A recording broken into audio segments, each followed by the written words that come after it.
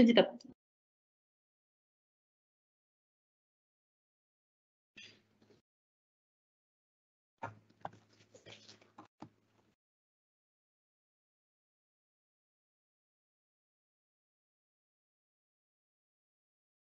Bonsoir à tous et soyez les bienvenus ce soir pour notre webinaire « Aller à la rencontre des parents éloignés de l'école ».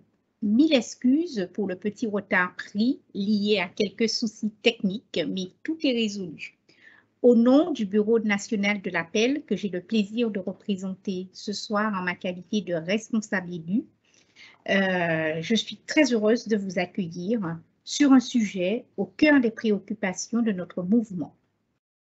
Comme vous le savez tous, l'appel remplit une mission importante en participant à la vie et à l'animation des établissements scolaires auxquels elle est rattachée, mais sa véritable raison d'être réside dans l'information, l'accompagnement et la représentation des parents qui scolarisent leurs enfants.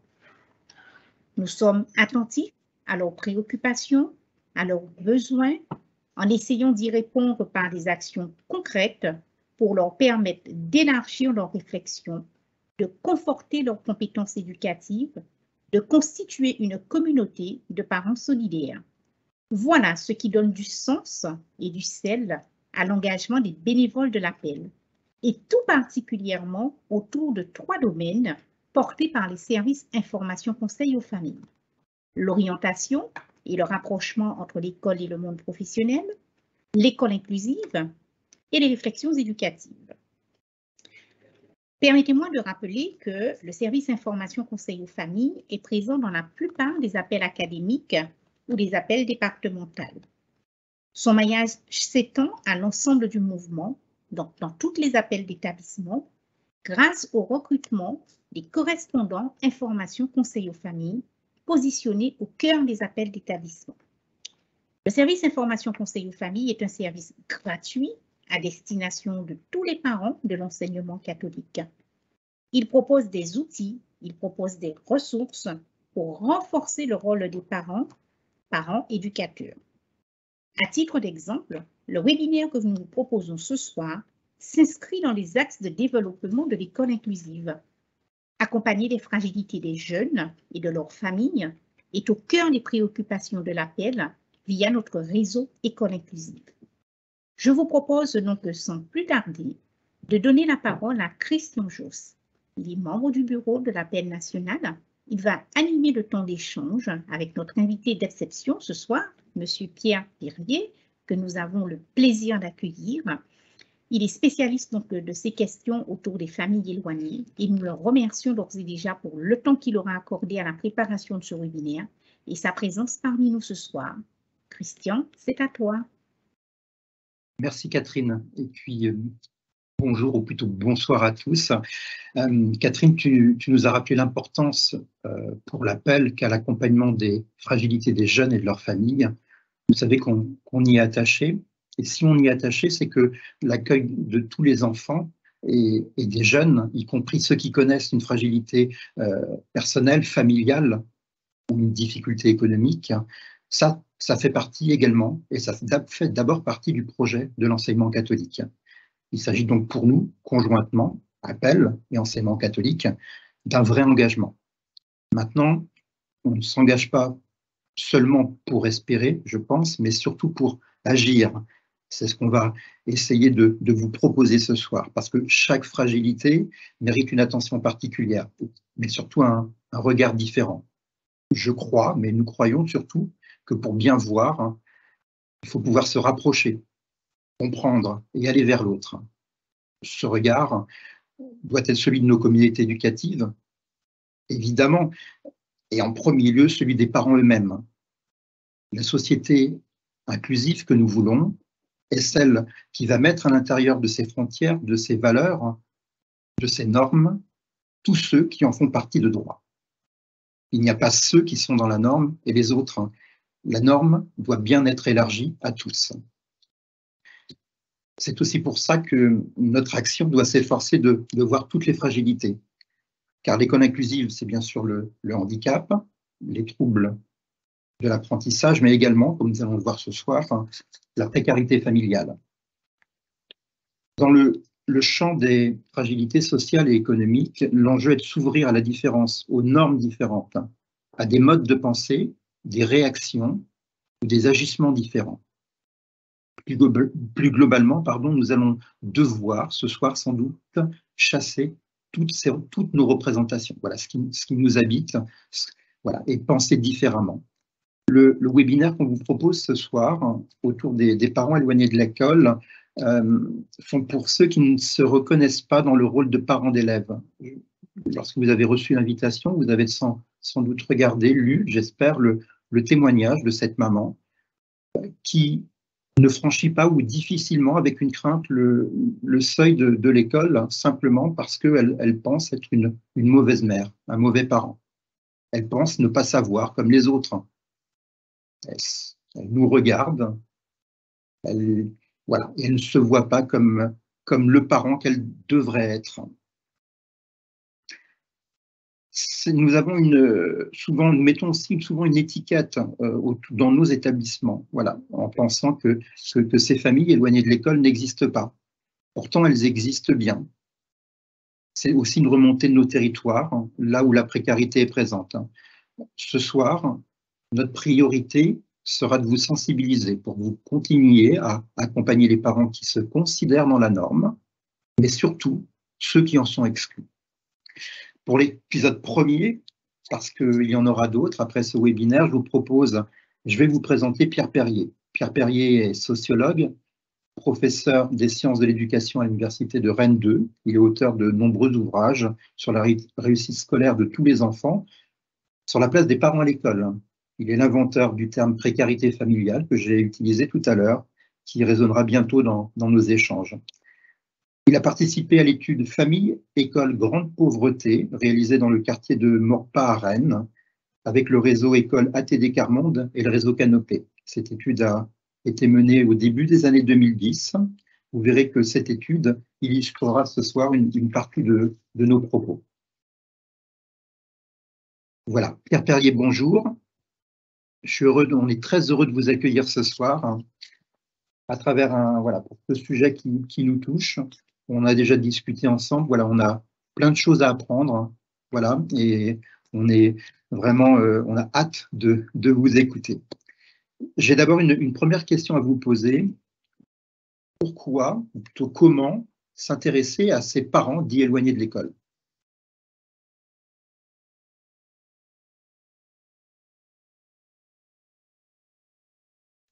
Monsieur Perrier, votre micro, s'il vous plaît.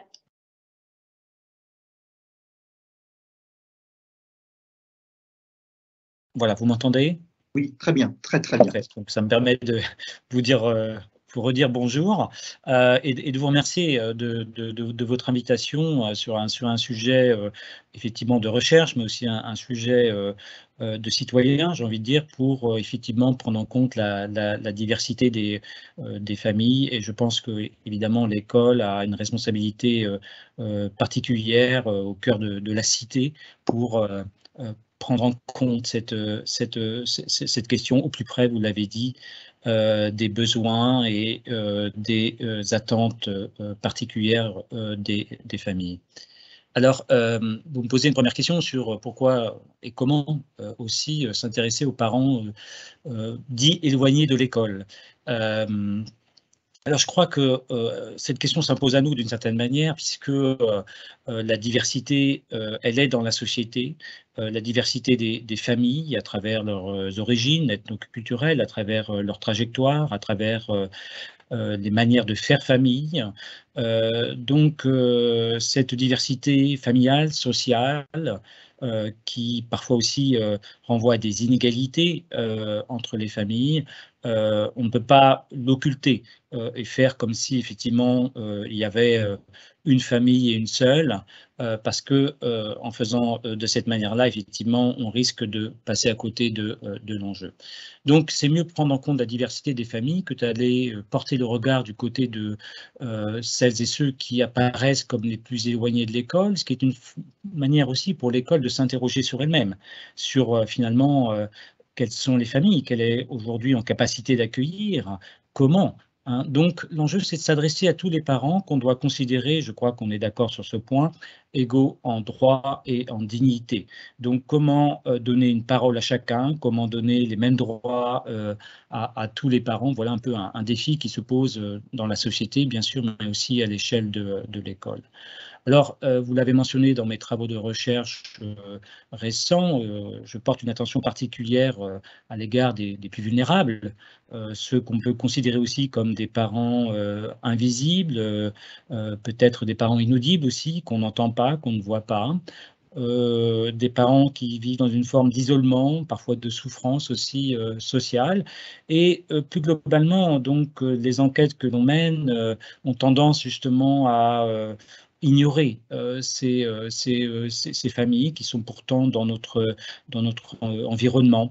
Donc, mon travail, c'est d'aller justement au plus près de ces parents éloignés et ATD Quart Monde, Agir tous pour la dignité, m'a permis, en cheminant ensemble, effectivement, d'aller rencontrer ces familles durant 2 ou 3 années. Alors, je crois qu'il y a aussi un enjeu à ne pas laisser s'éloigner encore plus ces familles. Autrement dit, il peut être difficile pour un certain nombre de ces parents d'être actifs, de prendre l'initiative, d'aller au-devant. Et donc, l'école, comme on essaie de le faire modestement ce soir, mais c'est déjà une première interpellation, elle peut se donner des moyens, et déjà par le fait de se poser la question, mais aussi peut-être par des actions, de rencontrer ou d'aller à la rencontre de ces familles qui sont plus en retrait. Donc, autrement dit, ne pas les laisser s'éloigner en faisant un pas de notre côté pour se rapprocher précisément de ces familles. Donc, l'institution scolaire, dans la diversité des contextes, évidemment, on ne fait pas la même chose partout, voilà, doit être un acteur qui prend l'initiative, qui réfléchit à la question de la diversité des familles, tout ça pour, au final, donner une plus grande égalité des chances et peut-être plus de chances à ceux qui, précisément, en ont le moins. Merci. J'ai compris que la relation justement avec les parents était importante. Qu'est-ce qui explique aujourd'hui cet enjeu que j'ai apparemment relativement récent de cette relation avec les parents? Alors, il est relativement récent si on prend le cas effectivement de la France, qui les enquêtes internationales ou les comparaisons historiques le montrent bien, quoi. C'est un pays qui, plus longtemps que d'autres, a tardé à ouvrir son école en direction des familles, parce que l'école républicaine s'est édifiée dans une forme de clôture symbolique, si vous voulez. C'est-à-dire qu'effectivement, elle est dans ses murs, elle a son fonctionnement, elle a ses valeurs et elle entend conformer aussi d'une certaine manière les jeunes générations pour faire d'eux des citoyens, des petits Français qui partagent les valeurs de la République, tout ça dans une idée noble au demeurant, de cohésion sociale, d'intégration et de partage des valeurs républicaines.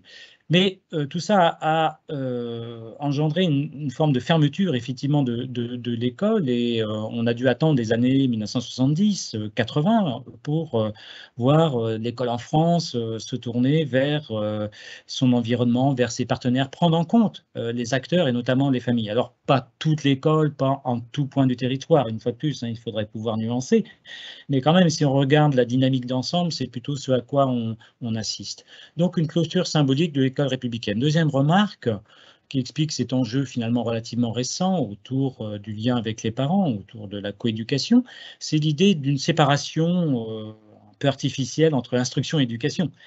L'école est là pour instruire, pour transmettre des savoirs, voilà, du haut de la chaire du professeur, et l'éducation, c'est en dehors de la classe et du côté de la famille.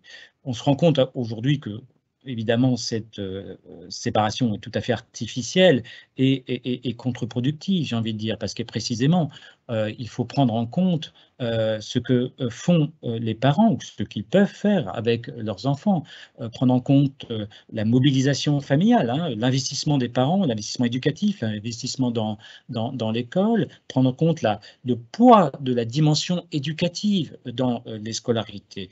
Alors, les parents, là aussi, sont en situation un peu inégale, il faut bien le dire, face à l'enjeu de la scolarité. Certains vont très tôt par le langage, par des jeux éducatifs, par des activités d'éveil, voilà, préparer leur enfant à ce qu'on appelle en sociologie le métier d'élève. Vous voyez, alors il faudrait des parents professionnalisés pour préparer un enfant à son métier d'élève.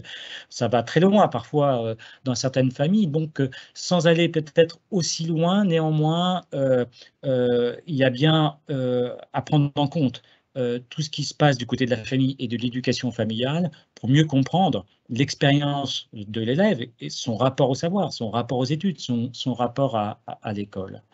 L'enjeu est récent aussi parce que finalement, l'hétérogénéité des publics, elle est regardée de façon différente hein, depuis une trentaine d'années et l'école essaie de mieux prendre en compte cette hétérogénéité. C'est aussi un effet de la massification scolaire, donc il y a une diversité des élèves, comme il y a une diversité, on le disait, des familles. Donc l'école voit ses missions se diversifier. J'ai pour habitude de dire de façon un petit peu provocatrice, mais qu'est-ce que l'école ne fait pas, quoi? Ou qu'est-ce qu'elle ne doit pas faire si on voit toutes les missions qu'on lui demande d'assurer. Et vous avez remarqué comme moi que lorsqu'il y a un souci dans la société, les regards sont tout de suite tournés vers l'école. Mais qu'est-ce que l'école fait, ou plus exactement, qu'est-ce que l'école n'a pas fait? Donc, on voit bien qu'il y a une attente très très forte du côté de l'école, et donc ça passe par des liens avec des partenaires, au premier rang desquels les parents. Donc, il y a un enjeu d'articulation entre école, famille, société. Il y a un enjeu de prise en compte aussi dans une société plus individualiste, mais individualisme ne signifie pas nécessairement égoïsme, hein, c'est aussi la prise en compte de la singularité de chacun. Et les parents aujourd'hui attendent de l'école, de l'enseignant, et c'est exigeant hein, de fait, qu'elle prenne en compte la singularité de chaque élève. Donc vous voyez, de ce point de vue-là, il y a un renversement historique majeur, quoi. C'est-à-dire qu'on avait une école qui voulait unifier, intégrer, renforcer la conscience républicaine, à aujourd'hui une école qui doit être plus attentive à chacun des enfants, considérés comme des sujets avec leur singularité, leur particularité. Et donc, évidemment, que la tâche est plus complexe, plus exigeante pour l'école et qu'elle a besoin, du coup, de faire du lien avec les familles et d'autres partenaires. On sait du coup que c'est voilà, un constat et un objectif que l'on relève régulièrement à l'appel. Les parents voilà, veulent suivre la scolarité de leur enfant. Comment vous identifieriez les conditions qui font obstacle ou frein pour construire cette relation parent-école, hein, justement? Alors effectivement, il y a un certain nombre de conditions et le parcours peut être semé d'obstacles, parfois infranchissables pour les parents dont on parle plus particulièrement ce soir, hein, les parents vulnérables, éloignés, isolés, qui voilà, sont plus en difficulté pour franchir le pas, franchir le seuil du portail d'entrée, le seuil de la classe. Alors, de façon assez évidente, je dirais que plus on est familier de l'institution scolaire, plus on sait comment faire avec elle. Donc, ça implique effectivement, pour pouvoir s'inscrire dans ce partenariat école-famille, ça implique de connaître un peu le système, son fonctionnement, ses subtilités, ses acteurs. Ouais, il faut identifier les professeurs dans leur spécialité disciplinaire, dans leur statut, professeur principal, professeur qui ne serait pas principal, les responsabilités des uns et des autres, des adjoints, des spécialistes de plus en plus nombreux et intervenants qui sont dans l'école. Donc, pour quelqu'un qui est un peu en extériorité, et notamment les familles dont on parle, c'est quand même un monde opaque, hein, un monde où il est difficile de se repérer et qui a son code, ses codes, son fonctionnement, qui a voilà, une organisation qui peut impressionner et peut effectivement être un peu inhibante, hein, pour certains parents. Donc connaître le système pour pouvoir effectivement composer avec ce système. Mais plus que ça, il faut comprendre finalement les attentes de l'école, les attentes des enseignants, les attentes des acteurs du système éducatif à l'égard des parents. Et comprendre ces attentes et avoir les compétences pour répondre à ces attentes. Répondre à ces attentes, je vais donner quelques exemples, c'est dans l'ordre de la relation, de la communication avec l'école, mais c'est dans l'ordre aussi des tâches finalement qui sont déléguées aux parents, hein, qui doivent faire un certain nombre de choses à la maison. Et il y a des parents qui nous écoutent ce soir, ils savent bien que finalement l'école, elle rentre au quotidien dans la vie des familles. Alors quelles sont ce que j'appelle ces fausses évidences qu'on entend, qu'on entend pas assez justement, qui sont souvent à l'état implicite, mais qui sont contenues dans l'idée fréquemment exprimée par les enseignants qui disent des parents qui doivent suivre la scolarité de leurs enfants. Dans les enquêtes que je mène auprès des enseignants, les parents disent que les parents suivent la scolarité. Alors souvent, ils se prennent comme exemple. D'ailleurs, ils disent moi, par exemple. Sauf qu'être enseignant, c'est pas être n'importe qui par rapport à la question scolaire et la manière de tisser des liens avec l'école. Alors prenons quelques fausses évidences pour déconstruire un petit peu cette idée d'une évidence justement de suivre la scolarité. D'abord, maîtriser le langage. Alors évidemment, vous pensez comme moi tout de suite au fait que tous les parents ne sont pas à l'aise avec la langue française. Nous accueillons, ça fait partie de la diversité des parents migrants, mais aussi des parents immigrés, parfois depuis plusieurs années, qui sont mal à l'aise encore avec la langue française. Mais maîtriser le langage, c'est aussi maîtriser les manières de parler. Donc, comment s'exprimer de façon claire? Est-ce que je vais pouvoir argumenter?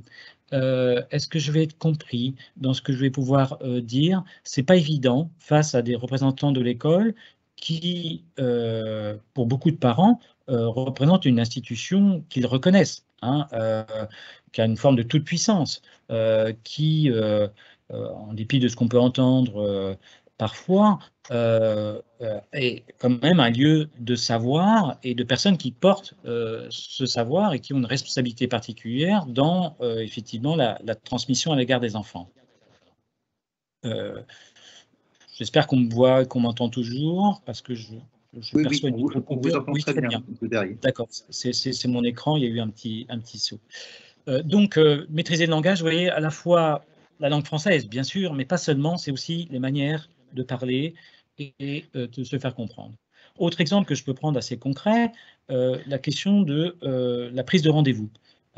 J'entends souvent des enseignants dire « mais quand même, pourquoi est-ce que les parents ne prennent pas rendez-vous avec nous? On sait qu'ils ne peuvent pas venir aux réunions. » Alors, en enquêtant justement auprès des parents qui ne prennent pas rendez-vous et apparaissent comme éloignés de l'école tout en étant préoccupés comme les autres de la réussite scolaire de leur enfant, qu'est-ce qu'on comprend? Eh bien, que finalement, prendre rendez-vous, ça implique de programmer son temps. Ça implique donc de savoir qu'on va être disponible ou qu'on va pouvoir se libérer dans une semaine, dans 15 jours, de telle heure à telle heure. Ça implique de s'autoriser à disposer du temps de l'autre, du temps d'un enseignant. Et vous avez des parents qui disent très spontanément « mais je ne vais pas déranger les enseignants », comme si le temps d'un enseignant, le temps d'un acteur de l'école était plus précieux que leur temps personnel. Et ça implique aussi prendre un rendez-vous, d'avoir une bonne raison de demander du temps de l'autre. Donc d'avoir quelque chose à dire qui soit un enjeu, une question qui justifie ce rendez-vous. Et de ce point de vue, il y a un peu du flou quand même autour de savoir ce que l'on peut mettre en circulation en échange dans la relation entre parents et acteurs de l'école. De quoi peut-on parler? Jusqu'où puis-je raconter ce qui se passe dans la famille avec mon enfant ou poser des questions à l'enseignant ou à l'acteur de l'institution que je vais rencontrer. Donc c'est assez flou et de fait, il y a des parents qui sont sur la réserve, d'autres qui débordent un petit peu, hein. Il y a des témoignages aussi d'enseignants qui disent que bon, parfois, vous avez des parents qui racontent un petit peu leur vie personnelle, donc c'est un peu hors cadre. Mais finalement, vous voyez, c'est pas très bien délimité, hein, cette question des contenus qu'on peut donner à l'échange. Troisième élément, mais je vais passer assez vite parce que c'est assez évident, mais ô combien discriminant, c'est la question des devoirs à la maison, du travail scolaire des enfants.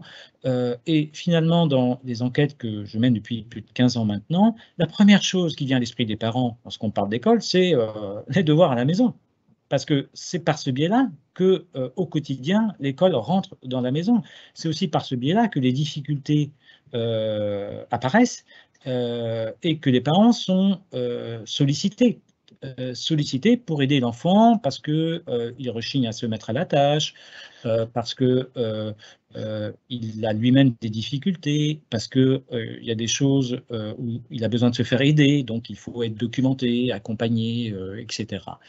Et là, évidemment, vous l'avez compris, il y a des inégalités fortes entre les parents. Certains peuvent aider, d'autres pas. Certains peuvent faire aider, d'autres pas.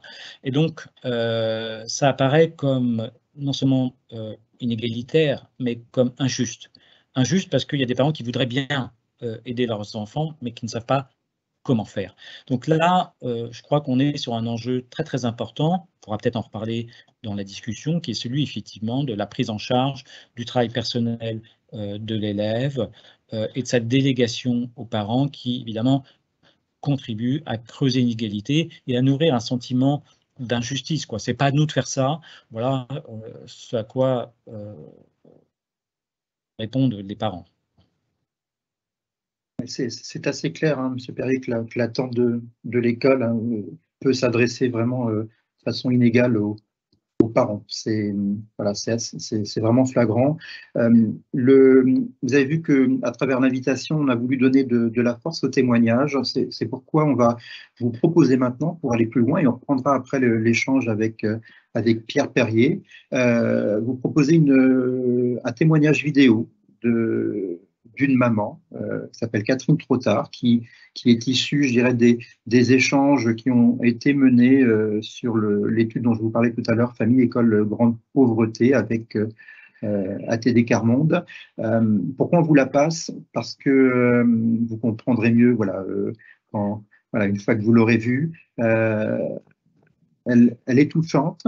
Elle fait passer également des choses assez fortes. Hein. Voilà. Que la perception souvent la perception des parents dits éloignés de l'école, la façon dont ils se considèrent différents, puisque voilà, je vous l'ai dit tout à l'heure, ils ne se voient pas comme de bons parents. Voilà. C'était important de vous la passer. Voilà, on passe un petit moment, 7 minutes exactement, autour de cette vidéo, et puis on vous retrouve après.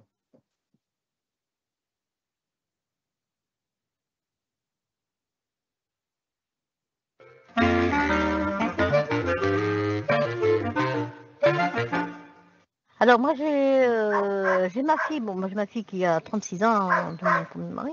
Bon, elle a fait des études très courtes. Bon, elle est mariée, elle a 4 enfants. J'ai mon deuxième garçon qui a 32 ans et qui travaille ici. Mais mes 2 jeunes, bon j'en ai un qui a 20 ans, qui va avoir 20 ans l'année prochaine, qui est donc Nicolas, qui a eu beaucoup de mal à l'école, et malheureusement. Mais ça n'a pas empêché qu'il a trouvé du travail ponctuellement, hein, et que c'est un travailleur et qu'il est bien vu qu'il passe partout. J'ai mon deuxième, mon dernier, mon quatrième, il est à l'école à Lamballe, il est en pension, et il est attiré sur le truc de mécanicien agricole, Oui, c'est agricole si vous voulez, mais c'est sur les gros camions et les bulldozers, un peu tout ce truc-là, quoi. Et pendant les grandes vacances et pendant toutes les vacances hein, qu'il peut avoir, il va travailler dans une carrière qui est à Saint-Médard, qui est bien vue aussi. Voilà. Et ça, c'est un sanctionnement. Je dis, bon, vous saurez ce que c'est que la valeur de l'argent, vous saurez ce que c'est que de gagner quelque chose. Parce que moi, j'étais vraiment dans la pauvreté jusqu'aux oreilles. Comment vous en êtes sorti? Moi, je m'en suis sortie par mes enfants. Je n'ai vécu que pour mes enfants. Faut se battre. Nous, on se bat. Les autres, il y a des enfants de personnes très bien placées qui n'y arrivent pas non plus. Hein. Mais on va rien leur dire à ça. Ça, je regrette. C'est pas les mêmes paroles. Le comportement des institutrices envers un enfant que les parents sont aisés, et qui a la même difficulté que l'enfant d'un pauvre, hein, qui a la même, mais leurs choses ne sont pas évoluées pareil. On ne le montre pas pareil. On ne discute pas la même chose. Vous dites c'est pas les mêmes mots, c'est pas les C'est mêmes pas paroles. non, pas du tout. C'est pas les mêmes mots, c'est pas les mêmes paroles. C'est même pas le même regard. Ah ben oui, parce que l'enfant de personnes bien placées, on dit ben oui, mais c'est embêtant parce qu'il ne t'apprend pas ce qu'on est social, mais ça viendra peut-être, ou ceci, ou cela. Mais à l'enfant des pauvres, on ne leur dit pas ça. Non, on va dire à ce psychologue, ben vous savez, non. Bon, ah ben oui, là, puis ça suit toute la famille, hein, vous êtes assurés. Hein. C'est que les écoles, eh ben, ne prennent même pas compte de la part des parents. Ils ne contactent même pas les parents. C'est eux qui ont le monopole avant nous. Et c'est eux qui choisissent avant nous. C'est eux qui choisissent avant nous. C'est pas autre chose. Ils ont eu leur stade et puis ils ont discuté ensemble et puis puis tout d'un coup on vous dit, au bout de, c'était 3 mois, on vient de vous dire, ah ben oui, mais votre fils, ça va pas, il est toujours tout seul, ou il est toujours seul, il n'apprend pas, ou il a du mal à apprendre. Mais c'est au bout de 3 mois. On vous dit ça 3 mois. Mais alors, où on répond quand même, où je ne suis pas d'accord. On est quand même des parents, on est là. On est fait pour servir, on est fait pour savoir ce qui passe. On n'attend pas 3 mois après. Hein, ça faisait 3 mois que Nicolas avait été à l'école, il était toujours dans son coin, il n'avait pas parlé, pas un mot. Ils sont venus, ils me disent, est-ce qu'il parle votre fils? Je dis, oui, mon fils, il parle. Elle me dit, vous êtes sûr? Mais je dis, vous ne me prenez pas pour une idiote, non? Oui, mon fils parle. Et effectivement, ça faisait 3 mois, il avait été à l'école. Pas de réponse. Et on a attendu 3 mois avant de me le dire. Mais par contre, eux, ils avaient fait toute leur petite enquête, leur enquête. Oui, parce que vraiment, ils vont au plus profond des familles. Hein. C'est-à-dire? Ils vont chercher tout ce qu'il y a de plus touchant pour une mère ou même pour un père, parce que le père, ils vont pas chercher sous le père. C'est souvent la mère qui explose. Parce que la mère, elle a quand même un petit peu de répondant, et puis bon, elle est plus tendre, elle est plus ça, c'est ce que le père, lui, c'est bon, on éclate, et puis ça va mal, quoi. Mais ils savent très bien blesser les parents. Jusqu'à un point de dire, on demandait les antécédents, si les parents ne boivent pas, on demandait aux enfants. Alors, je ne sais pas, si on vous dit qu'un enfant ne parle pas, et qu'on leur dit, est-ce que ton père et ta mère boivent, ou est-ce que ton père et ta mère fait ceci, ou cela, est-ce qu'un enfant va répondre? À mon avis, je ne pense pas. Il ne va pas répondre. Il va se ramasser dans son cocon, puis terminer. L'assistance sociale, il en faut. Les psychologues, il en faut. Mais il y a 2 bases, 2 mesures. On ne prend pas les gens pour des imbéciles non plus. Moi, c'est ce que j'ai à dire. On prend le taux où ils sont. Mais parce qu'ils ne sont pas bêtes. Hein. Ils savent nous traduire les choses en disant, tiens, la mère, elle est de ceci, et la mère, elle est de cela. Oh, elle n'a pas été à l'école, elle ne va pas savoir nous répondre. Mais manque de peau, c'est que la mère, elle sait très bien répondre. Là-dessus, je jamais été à l'école, mais vous n'en faites pas. Quand il s'agit d'enfants, que ce soit les miens ou que ce soit ceux des autres, il y a la réponse. Quand vous voyez quand même 17 personnes autour d'une table ovale, on vous met dans le bout, et puis vous rentrez, vous diriez une bête curieuse, parce que chacun te regarde à sa façon. Ils ont des regards qui n'en disent beaucoup, mais franchement, ils nous prennent pour moins que rien. Parce que eux, ils le savent, ils ont fait leur choix. Là, vous parlez d'une réunion Oui, de conseil de classe. de conseil de classe, enfin, des psychologues, des médecins, des instituteurs, j'avais comment ça s'appelle, l'inspecteur académique. Il y avait 17 personnes qui étaient là, concrètes, en train d'attendre ce que j'allais dire. Ils pouvaient parler, ça part en l'air, mais il y a l'écoute, il y a le savoir de dire et de faire. C'est surtout ça, il y a le savoir de ne pas blesser les gens. Et la sagesse aussi de pouvoir être franc avec les parents. Parce que le 3/4, c'est ça qui manque. La franchise et d'aller au-devant des parents. C'est là où ça manque. Je vous avais dit que ce témoignage voilà, serait fort. Il est simple, il est désarmant, il est plein de vérité. On voit bien qu'il y a plein de choses qui se dégagent hein, autour de ces 7 minutes de parole de Catherine Trottard. Moi, j'y vois au début la question de la réussite de son enfant. Elle en est fière. On voit bien et ça, je l'ai lu, hein, M. Perrier, dans un de vos ouvrages, la question de la lignée, l'influence, le rôle justement que peut avoir la réussite hein, de l'élève qui va influer, va jouer sur sur la réussite, sur toute la lignée, sur toute la famille. Hein. Ça, c'est important. Et puis, on voit bien qu'il y a ces questions de peur réciproque. Hein. Cette maman dit ne pas savoir faire, mais on voit, je dirais, ô combien tout ce qu'il y a autour, hein, les enseignants, l'inspecteur académique, et puis aussi les autres parents, sans doute, hein, sont aussi ne savent pas faire non plus. Voilà, c'est maladroit, ça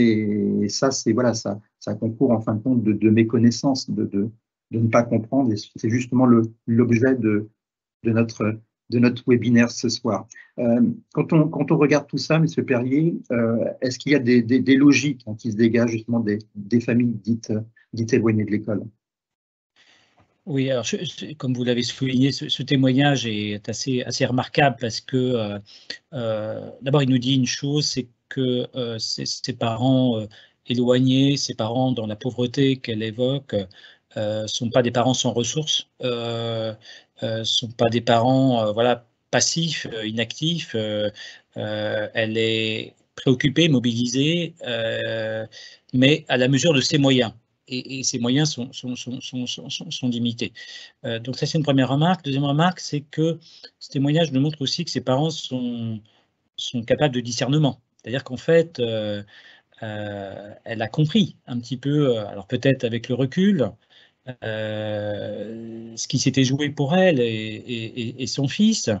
Elle a été un petit peu prise dans ce fonctionnement de l'institution, et puis à un moment donné, un peu mise au pied du mur sur une question d'orientation, hein, parce que lorsqu'elle parle de cette commission, il s'agit en fait de décider de l'orientation de son fils vers l'enseignement spécialisé. Donc on est bien dans le vif, je dirais, du sujet, c'est-à-dire comment les familles précaires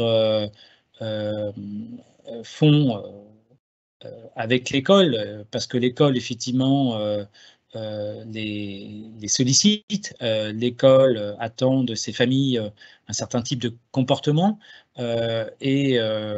Catherine, cette mère, donc, elle va puiser dans ses ressources pour essayer de surmonter ces épreuves. Hein. Et vous parliez de filiation, effectivement, on voit bien comment la difficulté de l'enfant devient une difficulté familiale. C'est-à-dire que ça va avoir un écho dans toute la famille. Hein. L'enfant, il est toujours relié à ses proches et les parents portent aussi quelque chose de la scolarité de leur enfant. Enfin, on voit bien qu'il y a quelque chose fort entre scolarité de l'enfant, difficulté et difficulté dans la famille. Alors, si on essaie de raisonner en termes de logique, il me semble avoir identifié trois logiques possibles dans le processus d'éloignement ou de retrait des parents.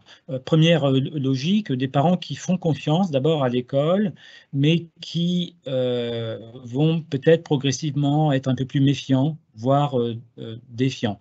Méfiants au sens où ils se rendent compte que finalement,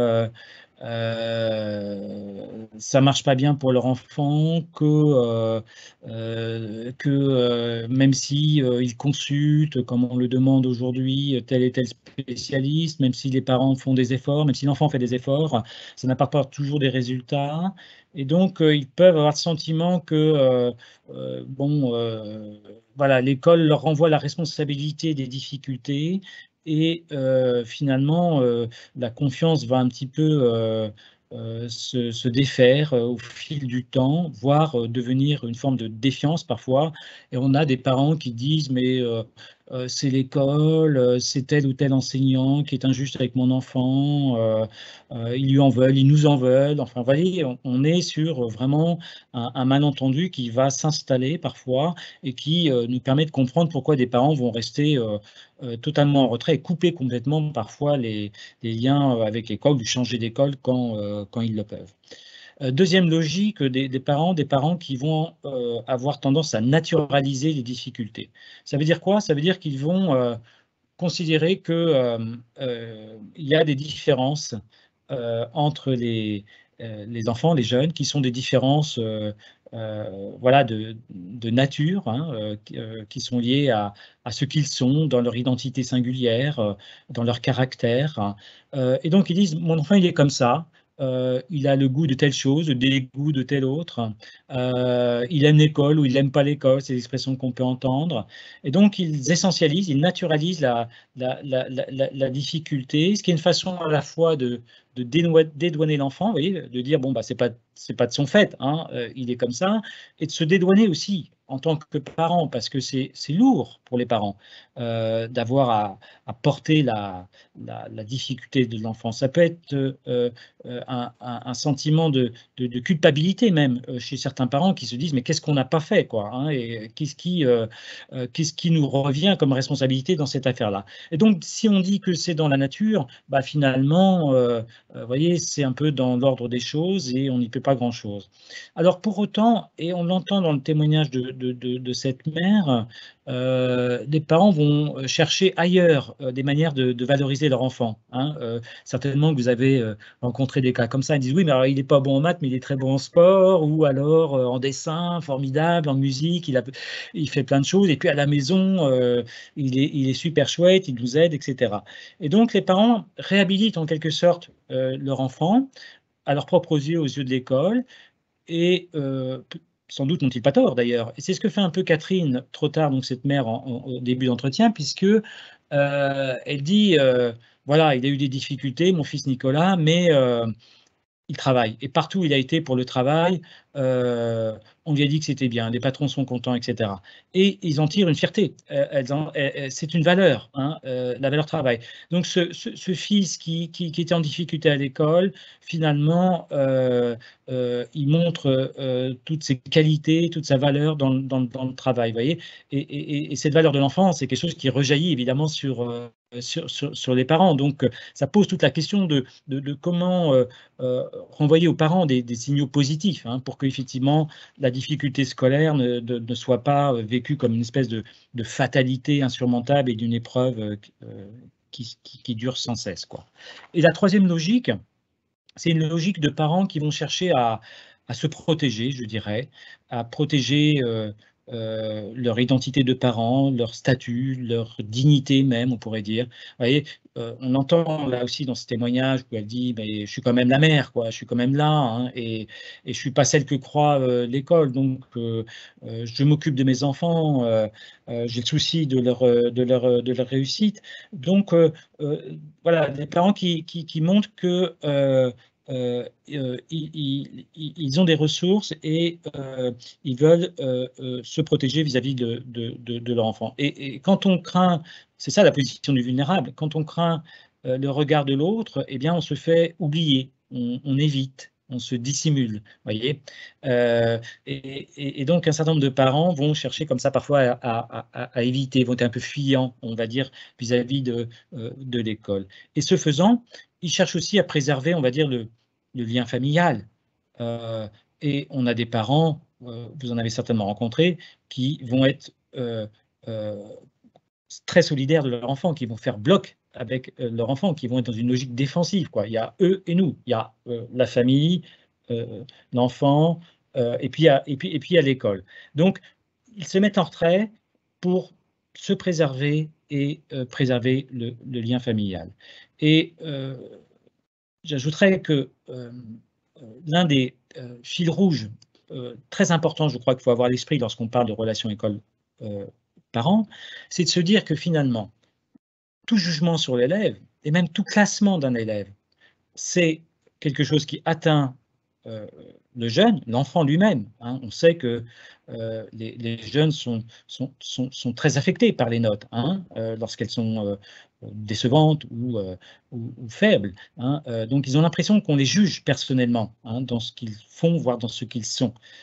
Et de ce point de vue, c'est une source voilà, de déception et parfois de ressentiment vis-à-vis de l'école. Donc, le jugement et classement scolaire affecte la personne et est un jugement et classement aussi des qualités éducatives des parents. Il faut bien comprendre que, évidemment, l'enfant qui réussit, c'est en miroir renvoyer aux parents le sentiment de leur valeur, de leur qualité éducative. Et lorsque l'enfant est en difficulté, eh bien c'est plutôt le sentiment inverse. C'est pas facile d'aller affronter le regard de l'école et des enseignants, même s'ils sont très bienveillants.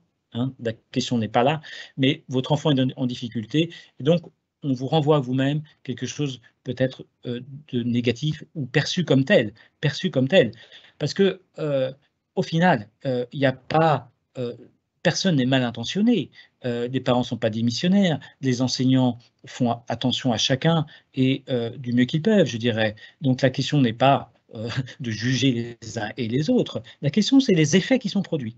Et dans le témoignage de Catherine Trotin, ce qu'on comprend, c'est que l'institution scolaire, dans son fonctionnement ordinaire, elle peut avoir des effets assez redoutables qui affectent les personnes qui sont voilà, blessées. Hein, c'est le terme qu'elle utilise, je crois, à 3 reprises dans ce témoignage. Hein, et là où je ne suis pas tout à fait d'accord avec elle, c'est quand elle dit « ils savent très bien blesser ». Non, je ne pense pas qu'ils savent très bien blesser, mais je pense que dans le fonctionnement ordinaire, ça peut avoir cet effet-là, ce qui n'est pas tout à fait pareil. Mais pour elle, dans sa vérité subjective, elle est blessée, de fait. On voit bien, M. Perry, que l'amélioration de la relation parents-école est vraiment essentielle. Qu'est-ce que les parents et enseignants peuvent attendre de la coéducation? Alors, je pense que la coéducation, faire du lien,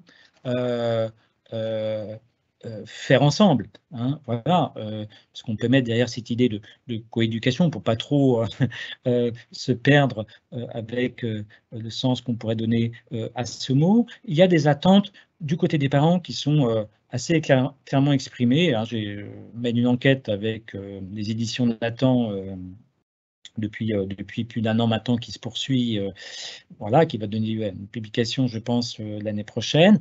Et on voit que les parents sont très préoccupés de la question de la difficulté d'apprentissage. Voilà.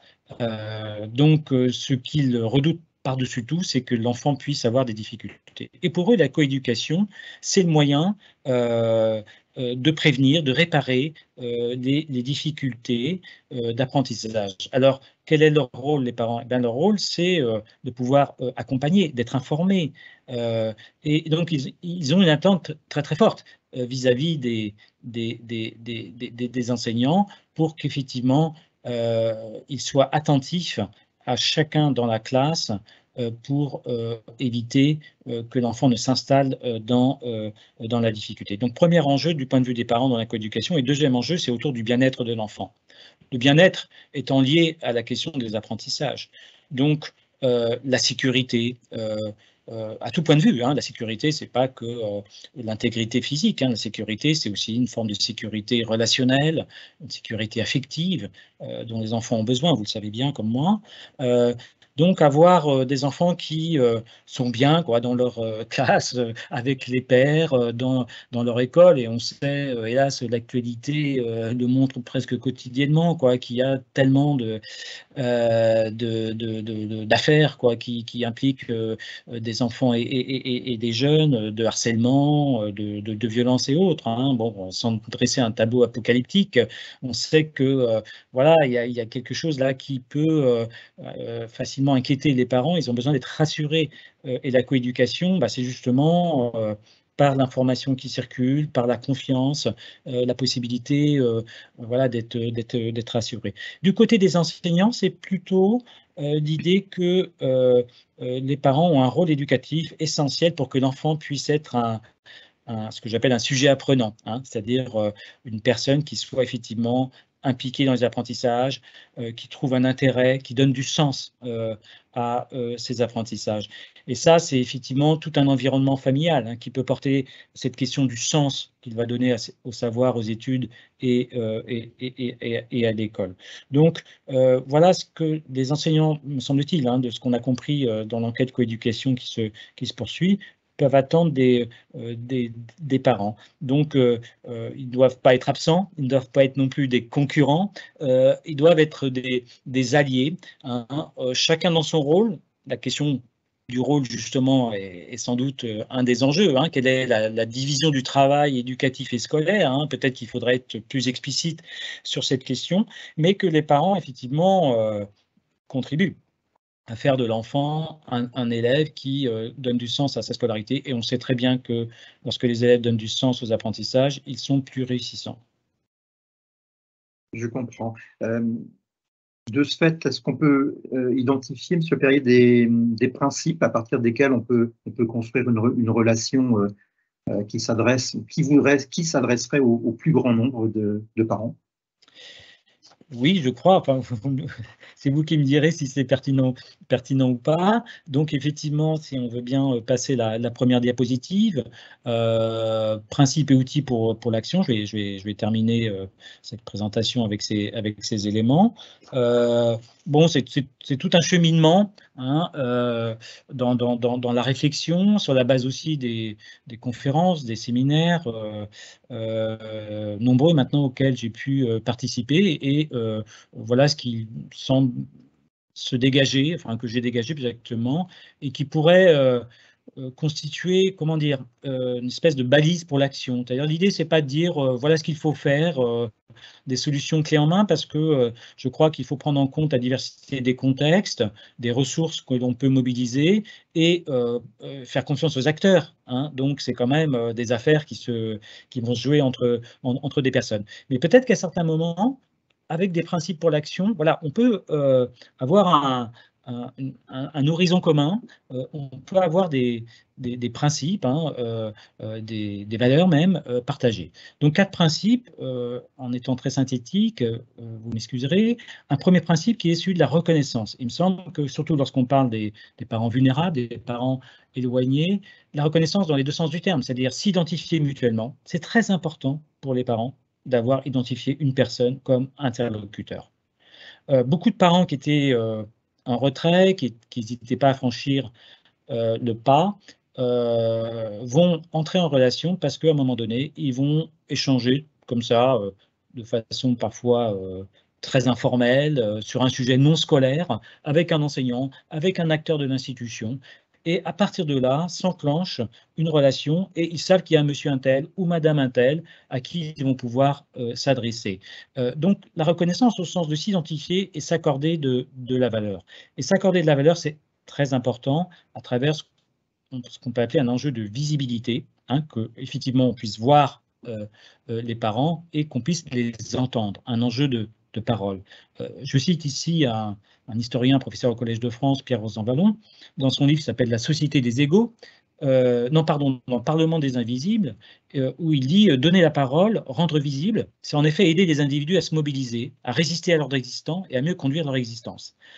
Donc c'est, comment dire, renforcer le pouvoir d'agir des parents en leur accordant un peu de temps, en écoutant leurs paroles. Vous vous souvenez, dans le témoignage, on y revient, de cette mère Catherine Trotter, à la fin elle dit c'est pas le même regard. Donc ça, c'est une remarque qu'elle fait sur la façon dont elle perçoit le regard des autres sur elle, mais elle termine sur l'enjeu de parole aussi, une parole entendue, que je puisse dire et que ma parole soit reconnue. Voilà ce que des parents attendent, et là on a un principe de reconnaissance qui est à l'opposé de la mésentente dont parle le philosophe Jacques Rancière, lorsqu'il dit c'est une situation, la mésentente c'est quoi? C'est une situation où on ne s'écoute pas, on ne s'entend pas. Vous voyez, les parents qui disent ouais, de toute façon ils nous posent la question, mais ils ont déjà pris leur décision, ou alors ils ne nous écoutent pas, ils ne considèrent pas ce que l'on dit. Vous voyez, on est sur des questions de posture, on est sur des questions vraiment d'interaction très fine, très sensible, de tact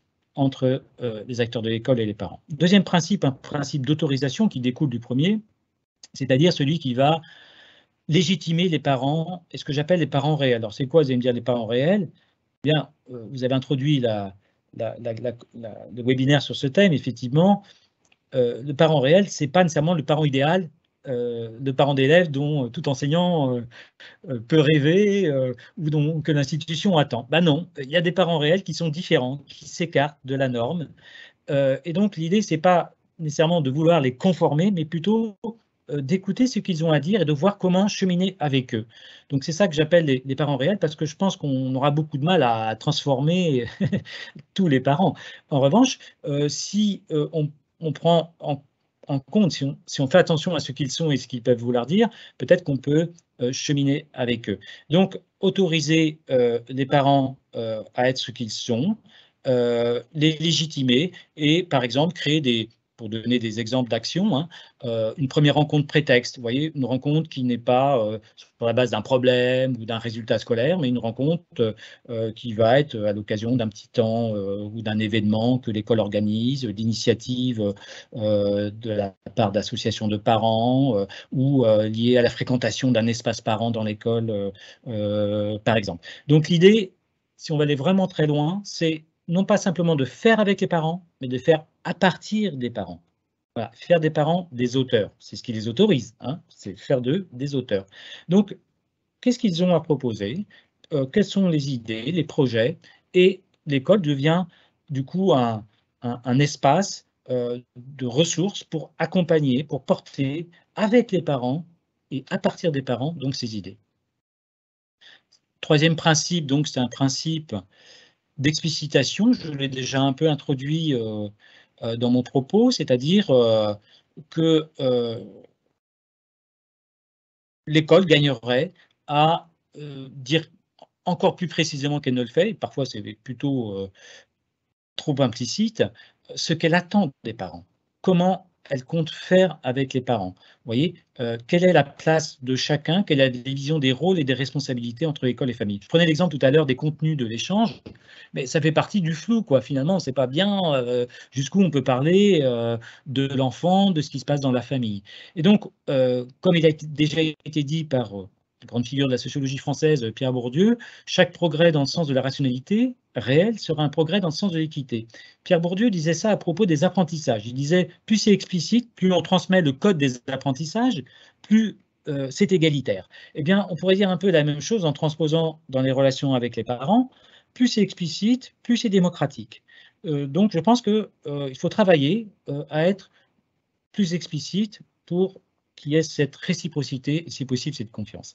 Et enfin, un dernier principe, qui est un principe de diversification. J'ai un peu commencé par ça, c'est-à-dire il y a une diversité des familles. On ne touchera pas les familles avec un seul et unique moyen. Souvent, on me demande, alors, qu'est-ce que vous pensez de tel outil, de tel support? Je dis, c'est bien, mais c'est un parmi d'autres. Donc, c'est la multiplication des modalités, des supports, qui va aider à toucher la diversité des familles. Il y a des familles pour lesquelles l'écrit, c'est une difficulté, donc ce sera plutôt la parole. Certaines utilisent facilement leur téléphone, d'autres un peu moins, Internet, etc. Enfin, vous voyez l'idée. Voilà, trouver des modalités diversifiées et penser aussi à l'idée que attention, on ne verra jamais tous les parents. Donc, il peut y avoir des parents, c'est le rôle des associations notamment, mais des parents relais, des parents un peu tête de réseau, comme je dis, qui vont assurer une forme de maillage parental. C'est-à-dire les parents sont reliés les uns aux autres. Et je pense que quand les parents sont reliés les uns aux autres, ils peuvent s'entraider. Il y a des formes de solidarité. Et donc, finalement, il y a les familles vulnérables dont on a parlé, les familles isolées, elles sont portées par les autres. Et là, je crois qu'on est dans quelque chose qui renforce le sentiment de confiance et de légitimité des parents. Merci de rentrer dans le concret, M. Perrier. Je crois que du concret, voilà, c'est ce qu'attendent les parents, voilà, qui nous suivent derrière leur écran pour ce webinaire. Pour aller plus loin après ces principes, j'aurai l'occasion de vous poser quelques questions justement pour aborder, je dirais, des solutions, parce qu'il y a une réelle attente ou conseil que demandent les parents justement pour accompagner ces parents éloignés de l'école.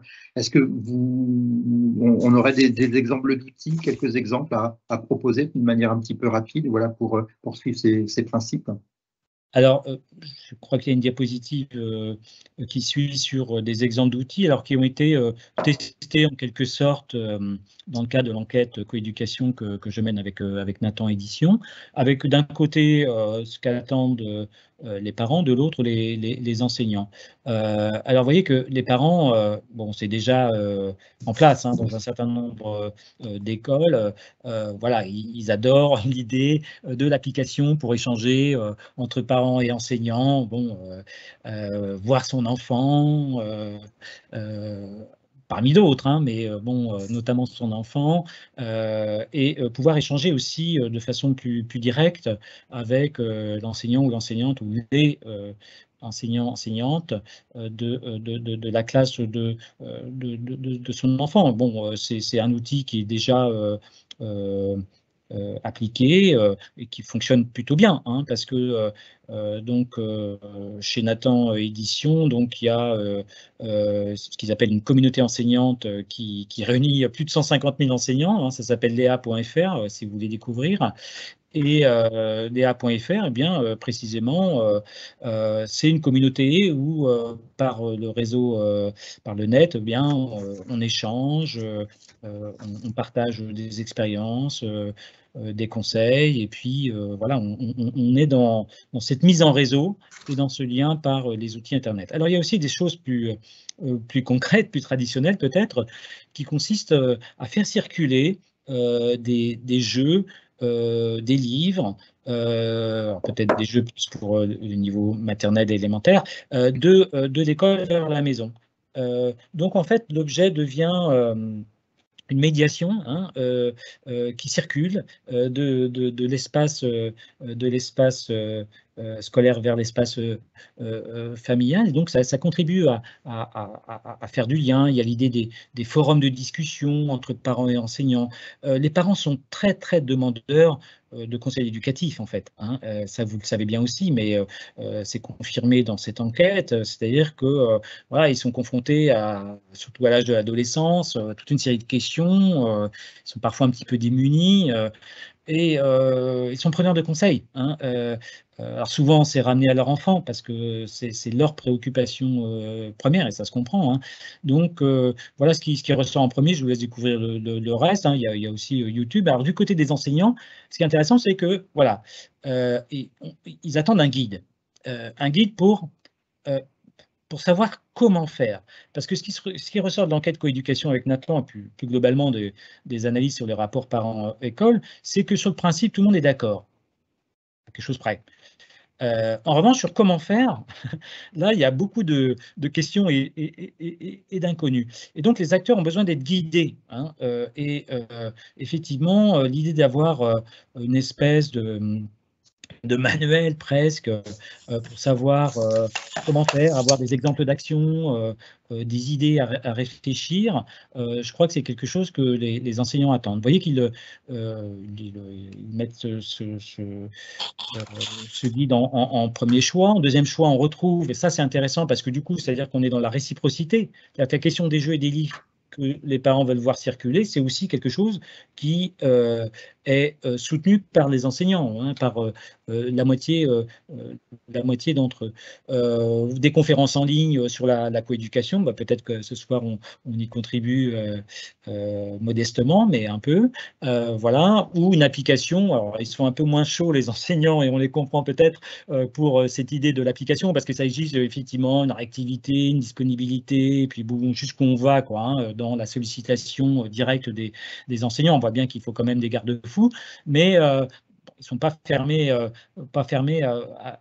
l'idée. Hein. Bon, je ne vais pas lister tous les outils. L'idée, c'est d'avoir des exemples et de voir comment ça se répond entre parents et enseignants.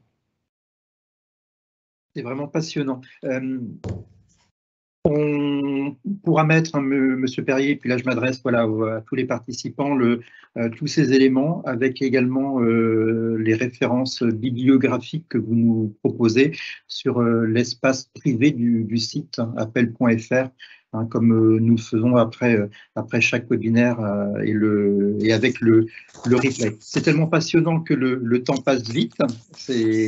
Et que on va passer maintenant on a quelques questions. Alors, je ne vais pas pouvoir toutes les prendre parce qu'elles sont très nombreuses pour aller le plus vite possible, mais quand même, voilà, pour pouvoir satisfaire voilà, les parents qui nous ont posé ces questions. Je vais regrouper deux questions importantes. La première, on nous demande quels conseils vous donneriez aux parents bénévoles qui souhaitent accompagner ses parents éloignés de l'école, et puis on rajoute sans rentrer dans l'ingérence.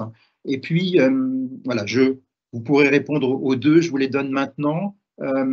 Comment être attentif aux parents moins à l'aise. Je vois que on précise qu'on a souvent peur de ne pas avoir les bons mots, d'être maladroit. On l'avait abordé, alors peut-être pas directement ce soir, mais lorsqu'on avait échangé, Monsieur Perrier, sur les bonnes intentions, c'est-à-dire que c'est pas, voilà, souvent en voulant bien faire, on peut, je dirais, mal faire. Voilà, ça c'est quelque chose que je pense important. Oui, merci pour ces questions, des questions qui se posent effectivement. Je dirais comme des enjeux, hein, pour construire cette relation avec les parents vulnérables, les parents les moins à l'aise, hein, les moins familiers de l'institution scolaire. Alors effectivement, il y a des questions de... je crois que la question se situe à plusieurs niveaux. Il y a des questions de qu'est-ce qu'on représente. Et ça, il faut bien reconnaître que parfois, on représente aux yeux de l'autre autre chose que ce qu'on voudrait lui montrer. Hein. On est représentant d'une institution, on est représentant d'un service social, on est représentant d'une association. Donc, ce n'est pas toujours facile de départir de cette appartenance. Et donc, il faut l'avoir à l'esprit parce que, je le disais, les parents vulnérables, si vous voulez, ils sont prudents, ils sont un petit peu sur la défensive parfois. Donc, effectivement, il faut beaucoup de tact et beaucoup de précautions dans l'échange pour gagner la confiance de ses parents. Alors, moi, je dirais que ça passe par peut-être dans un premier temps beaucoup d'informel. Donc, ça veut dire se rendre disponible pour que ces premiers contacts, ces premiers échanges aient lieu. Et à partir de là, des choses peuvent s'enclencher. Je vous donne un exemple. Il y a une action qui a été menée dans une école. Alors, je ne sais plus où exactement, mais c'était dans le cadre d'un séminaire que je pilotais à l'Institut français d'éducation, où ils se sont rendus compte que les parents restaient beaucoup au portail d'entrée et ne franchissaient pas le seuil. Et donc, ce qui a été décidé par l'équipe pédagogique, parce que je crois beaucoup au travail d'équipe par rapport aux relations parents-école, c'était d'aller au-devant des parents, au portail d'entrée, et d'avoir un premier échange comme ça, ne serait-ce qu'en accompagnant l'enfant qui quitte l'école, et leur dire, mais si vous voulez, on peut prendre rendez-vous, et distribuer ce qu'ils ont appelé des billets de rendez-vous. Parce que les parents, je vais l'évoquer tout à l'heure, hésitent à prendre rendez-vous. Alors, dans certains cas, ce serait utile, pour avoir ce premier contact, cette première reconnaissance que j'évoquais. Et donc, il distribuait ces billets de rendez-vous et ça a bien fonctionné. Donc, les parents, bon, bah, d'accord, parce qu'ils ont vu une personne, voilà, de visu, et ça les a rassurés. Donc, je pense que voilà, il faut, si possible, quoi, donc saisir avec un certain sens de l'opportunité, les moments, les occasions où on peut associer ses parents. Et pour ce faire, sans doute, faut-il multiplier le plus tôt possible dans l'année des temps un peu festifs, événementiels, ou aussi profiter des moments informels pour voilà, capter, je dirais, l'attention de ses parents. Donc, voilà, c'est difficile dans un premier temps, mais une fois que c'est enclenché, ça peut assez bien fonctionner. Et nous, dans la recherche, juste pour terminer, je suis un peu trop long, excusez-moi, on s'est rendu compte que cette confiance, bien, elle venait à la deuxième rencontre, à la troisième rencontre. Donc, il faut être patient, quoi, hein, de surcroît. Faut être patient. Merci. On a parlé tout à l'heure de peurs réciproques vécues par les parents et également par les enseignants. Et on a une question qui rentre en résonance un petit peu avec ces propos, parce qu'on nous demande, est-ce que tout cela, en fin de compte, n'est-il pas une question de confiance réciproque où chacun pourrait être reconnu dans sa mission et dans son rôle? Oui, bien sûr, la question de la confiance est tout à fait centrale. Vous avez pleinement raison. La question, c'est évidemment que tout le monde se pose, comment construire cette confiance? Et puis, qu'est-ce que ça recouvre exactement, la confiance? Alors, peut-être un des éléments qui me semble important quand on parle de ces familles, du lien école-famille, c'est de considérer que la confiance, c'est pouvoir anticiper sans crainte le déroulement d'une interaction. Vous voyez? Quand j'ai confiance, je ne redoute pas l'interaction. Donc ça pose toute la question de, finalement, quels sont les signaux que je peux adresser à des parents pour que justement, ils n'anticipent pas de façon inquiète, quoi, de la relation qu'ils pourraient avoir avec l'école. Ça pose la question aussi des conditions qu'on met en place, hein, pour que effectivement les parents puissent entrer en relation, hein. Ça, c'est un enjeu fort, hein. On a consacré tout un chapitre à cette question dans le travail avec ATD Quart-Monde, entrer en relation, quoi. Vraiment cette question du premier contact, du premier échange qui va déclencher cette possibilité de la confiance. Ce que je disais tout à l'heure, quoi. Ça y est, j'ai vu madame un tel ou monsieur un tel, et même si on n'a pas parlé école et apprentissage, à partir de là, la confiance peut se mettre en place. Donc, je n'anticipe plus quelque chose de négatif lorsque je vais à l'école. Alors, vous imaginez bien que lorsque ce premier contact n'a pas eu lieu, aucun contact n'a eu lieu, et que, bon, il faut convoquer les parents ou leur demander un rendez-vous pour leur expliquer qu'il y a un petit souci avec leur enfant, là, c'est difficile, hein, évidemment, d'avoir la confiance, et on risque assez vite même dans la méfiance, hein, ce que j'évoquais tout à l'heure. Et puis j'ai une toute dernière question, ce sera la dernière question posée dans le chat par les parents. Existe-t-il des formations de sensibilisation des enseignants sur les moyens d'approcher et puis je dirais de répondre à toutes les questions que l'on a vues ce soir? Oui, la question, là aussi, la question se pose. Alors, de plus en plus, ça reste insuffisant, mais en formation initiale, il y a de plus en plus des modules de formation, de sensibilisation des enseignants. Alors, à l'enjeu des relations école-famille, hein, pour la réussite du plus grand nombre, mais aussi à l'enjeu particulier de la relation avec les parents les plus vulnérables. Néanmoins, je pense que la formation initiale ne peut pas tout. Donc, ce qui joue après, c'est le travail des équipes, la formation continue, l'accompagnement des professionnels, parce que c'est confronté aux situations à leur complexité, qu'ils ont besoin d'être éclairés, d'être soutenus par d'autres. Donc je pense que si on veut prendre à bras-le-corps cette question des relations école-famille avec les parents dans leur diversité, il faut que ce soit porté au niveau de l'institution, au niveau des équipes pédagogiques, comme une question centrale.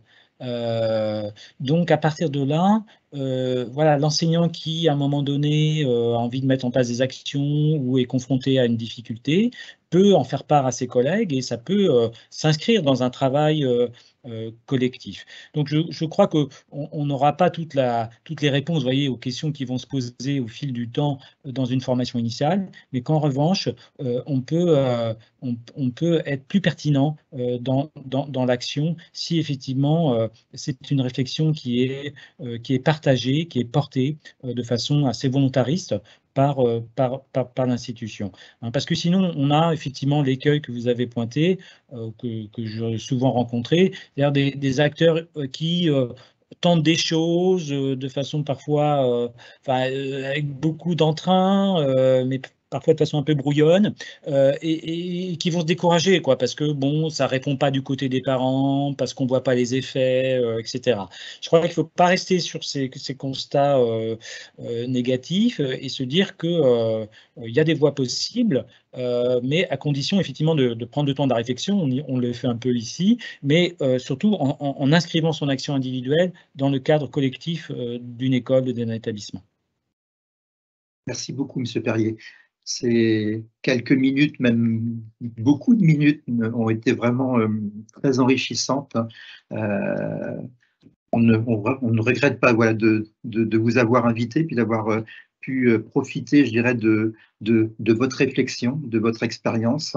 Voilà, on avait déjà parlé un petit peu ensemble et c'était déjà passionnant. Ça a été encore, voilà, c'était encore mieux, voilà, durant cet échange. Merci beaucoup. Merci beaucoup à vous. Je vais laisser la parole maintenant à Virginie Durin, qui, comme moi, est élue à l'ICF, au service information et conseil aux familles, et plus particulièrement sur le pôle école inclusive, pour nous parler du positionnement de l'association Appel sur ce sujet. Merci Christian. Merci beaucoup. Alors, le service information et conseil aux familles, son petit nom c'est ICF, a à cœur d'accompagner les parents dans leur rôle de premier éducateur de l'enfant. Les parents sont membres de la communauté éducative au sein de laquelle ils jouent un rôle essentiel. Tous les parents jouent ce rôle. Cette relation de confiance établie par l'appel avec les autres membres de la communauté, chefs d'établissement, équipe enseignante, permet à chaque parent d'élève d'être acteur de l'établissement de son enfant. Être ouvert à ceux qui pourraient être éloignés le plus de l'école est la première étape à opérer pour qu'ils se sentent attendus, accueillis et légitimes. Cela passe aussi par un changement de regard de la part de nous, les parents spécialistes de l'école. Les parents d'appel, les parents correspondants, les plus proches. L'un des fondements de l'appel au sein de son mouvement, c'est l'accueil de tous les parents, quelle que soit leur situation personnelle, familiale, sociale, économique, religieuse et culturelle. Il faut prendre en considération tous les parents reconnus et respectés et tous les autres aussi. Il ne faut pas les oublier, ils ne sont pas invisibles.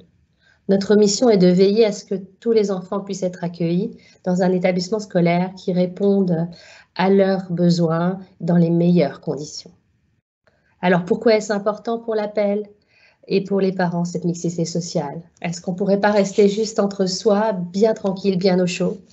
L'appel réaffirme sa volonté d'accueillir plus de mixité sociale dans les établissements pour une réussite scolaire, car une école en faveur de tous est réellement profitable à chacun. Cela, c'est l'ouverture des perspectives, la représentation du monde pour tous nos enfants, c'est aussi aller au-delà de la différence et savoir, quand on voit les autres, accepter la différence sans préjugés, se sentir soi-même accepté car on a tous quelque chose de différent, parfois à cacher, parfois qu'on va dire tout de suite, ça dépend de nous. En étant dès le plus jeune âge confrontés ou accompagnés dans un environnement bienveillant à la différence, les enfants vont aller sans préjugés vers une société plus inclusive.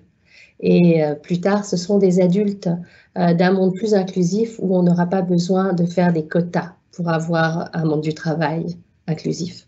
C'est vers ça que nous, à l'appel, nous tendons. Nous espérons de nos vœux. Une de nos convictions à l'appel aussi, c'est que l'accueil de tous est l'un des fondements du projet de l'enseignement catholique. Si l'appel porte une attention particulière à la fragilité et à la différence, c'est parce qu'elle est convaincue qu'il s'agit d'un trésor à préserver. Il faut en prendre soin, se battre pour une école réellement inclusive. C'est se reconnaître tous différents et réaliser que ce qui est investi au bénéfice d'un petit nombre pour accueillir le plus petit, c'est aussi profitable à tous. Pour conclure, j'aimerais parler de nous les adultes. C'est en changeant nous notre regard, en changeant nous-mêmes, que l'on changera l'école. Merci.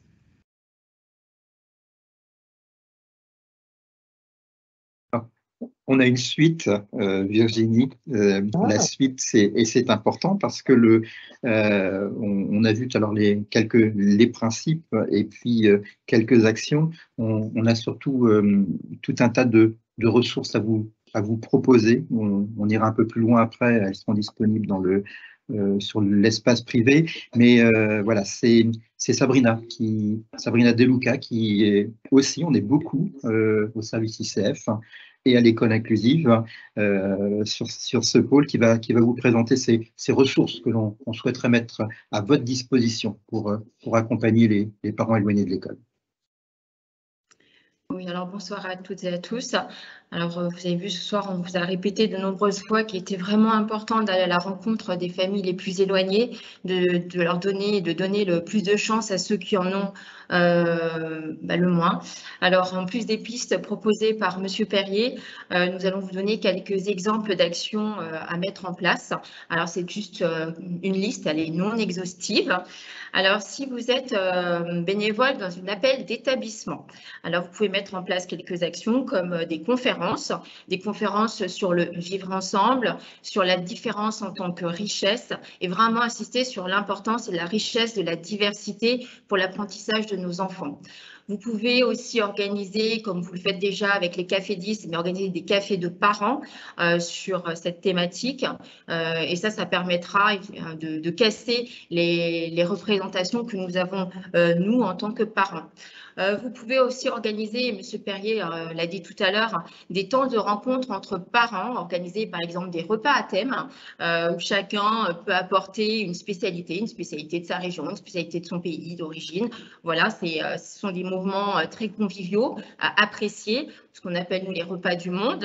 Vous pouvez aussi aller à la rencontre des parents, surtout en début d'année, quand il y a le café d'accueil ou quand il y a l'apéritif d'accueil, au moment des portes ouvertes, enfin à tout moment, il faut vraiment aller chercher ces parents, les faire participer à la vie de l'établissement. Il y a bien d'autres actions possibles. Alors là, je sais que les appels d'établissement ont toujours plein d'idées. On déborde, on dit toujours que l'appel est force de proposition et on sait que les administrateurs des appels ont toujours plein d'idées. Donc voilà, à vous de mettre en place des actions pour vraiment aller à la rencontre de ces parents.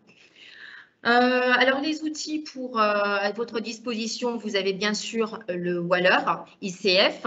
Vous avez aussi, n'hésitez pas à contacter l'appel départemental qui est là pour vous soutenir. Vous avez aussi le site de l'appel national. Alors, vous avez l'espace public et l'espace privé. Et bien sûr, les dossiers de famille et éducation.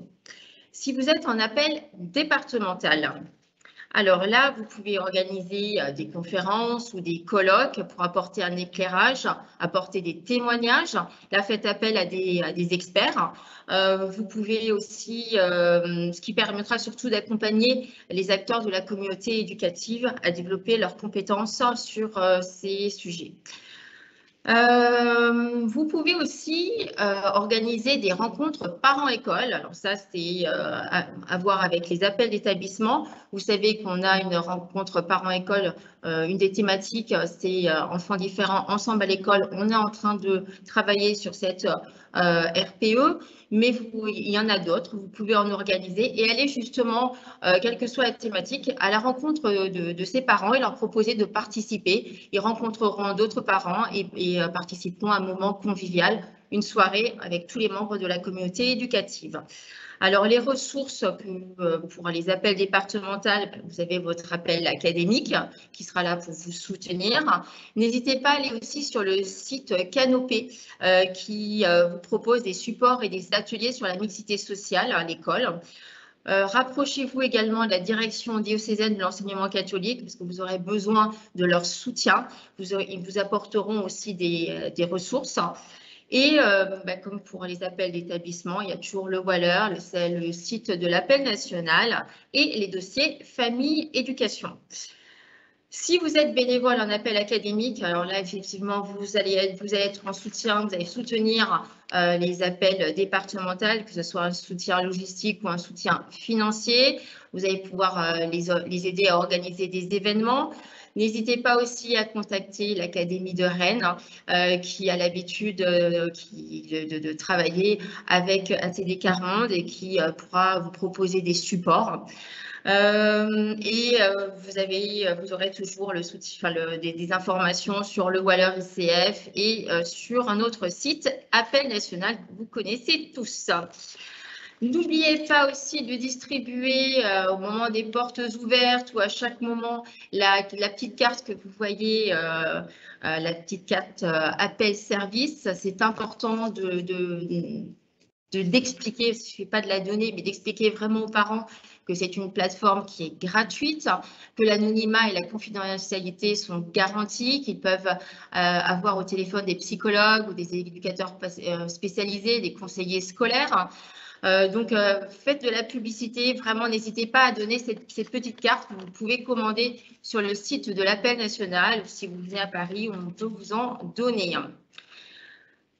Autre information, vous pouvez vous connecter sur le site d'ATD Carmonde. Alors, ATD Carmonde, c'est une association qui rassemble depuis plus de 60 ans et dans plus de 30 pays, celles et ceux qui veulent s'engager pour mettre fin à l'extrême pauvreté et construire une société plus juste. Alors, ATD Carmonde propose plusieurs actions. Il participe, par exemple, à la Journée mondiale de refus de la misère qui se tient tous les ans le 17 octobre. Et pour information, l'année 2022 marque le 30e anniversaire de la reconnaissance par les Nations Unies de cette journée internationale pour l'élimination de la pauvreté. Et autre information, les membres de ce comité international se rencontreront demain à Paris. Sur le site d'ATD Carmonde, vous pourrez trouver aussi de nombreux outils et des exemples d'actions. Ils proposent par exemple des livres à utiliser en classe pour lutter contre les préjugés, excusez-moi. Des jeux aussi qui sont téléchargeables comme Pas en avant. C'est un jeu de rôle qui aborde les questions de la représentation. Alors, il s'adresse au public primaire, collège.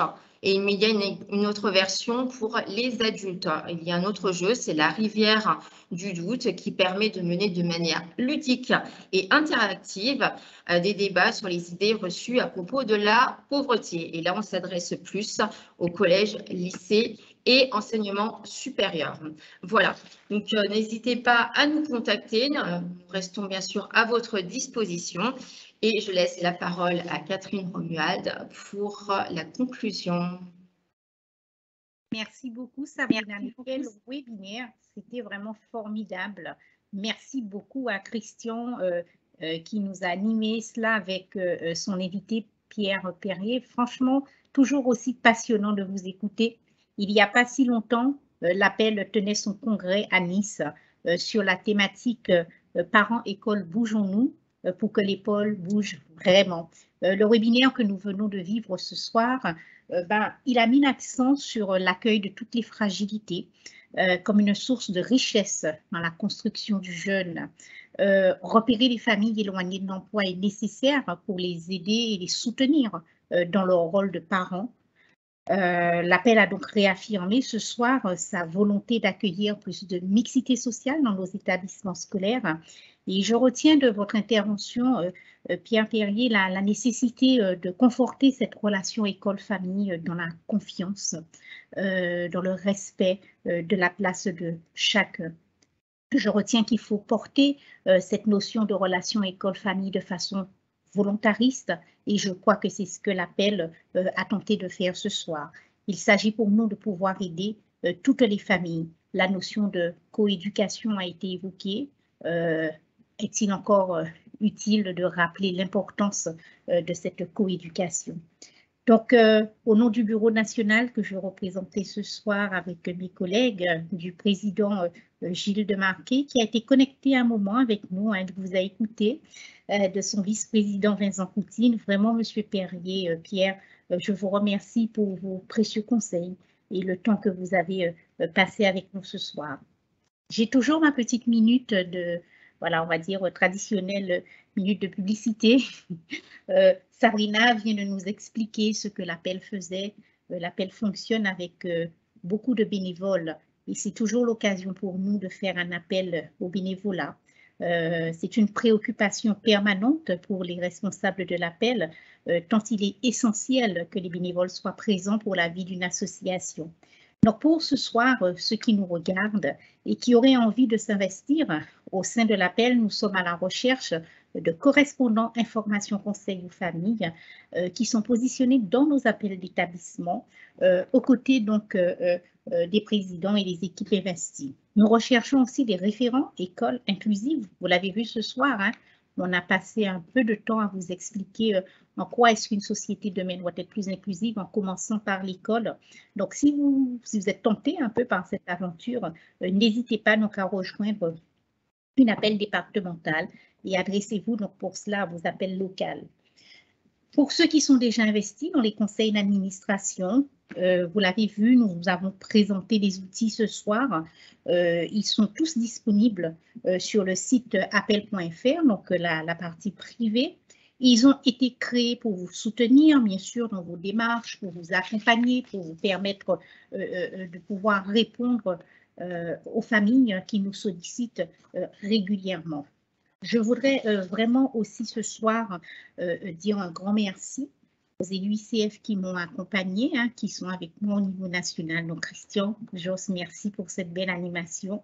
À Virginie Durin et à Sabrina Deluca, merci beaucoup d'avoir donc réaffirmé la position de l'appel et présenté les outils que nous mettons donc à disposition des uns et des autres. Et tout cela ne serait pas possible si nous n'avions pas à nos côtés, bien sûr, une équipe de salariés dynamiques, de salariés, j'insiste, elles ne sont que des dames, à nous soutenir, à nous accompagner. Merci donc à mon service ICF national, Isabelle Bougnier-Poulin, la responsable. Merci à Stéphanie Bouvier, à Zora Chabi et bien sûr, je n'oublie pas Anne Jousselin. Nous aurons rendez-vous très bientôt. On vous donnera donc la date de notre prochain webinaire aux alentours, allez, on va dire fin juin. Surveillez bien vos boîtes mail. Le sujet est très intéressant et on se retrouve bientôt. Très belle fin de journée à tous. Merci.